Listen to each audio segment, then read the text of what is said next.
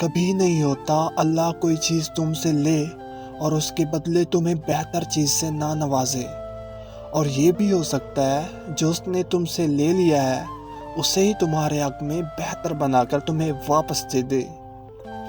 اس کی حکمتیں، اس کی مصلحتیں تم نہیں سمجھ سکتے، لیکن وہ تمہاری تکلیف سے خوب واقف ہے۔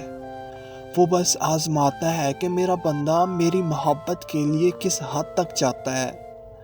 دعائیں، التجائیں سب وہ سنبھال کے رکھتا ہے، اور پھر ان ذریعوں سے ہمیں نوازتا ہے کہ ہم دیکھتے رہ جاتے ہیں۔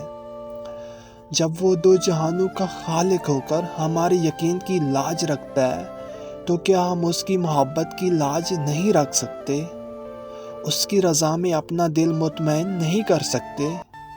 جب وہ ہمارے لاڈ اٹھاتا ہے تو کیا ہم اس کے ایک حکم پہ سر نہیں جھکا سکتے؟ اس جیسی محبت تو کوئی نہیں کر سکتا، مگر ہاں، ہم اس کی چاہت کا احترام تو کر سکتے ہیں نا، اس سے محبت کرنے کی کوشش کر سکتے ہیں۔ تو پھر کیوں نہ اب اس کے حکم کا انتظار کیا جائے اور اب اس سے محبت کی جائے، جس کی محبت قربان ہے ہم پہ۔ تو کیا ہوا اگر وہ ایک پھول تمہیں نہیں مل سکا؟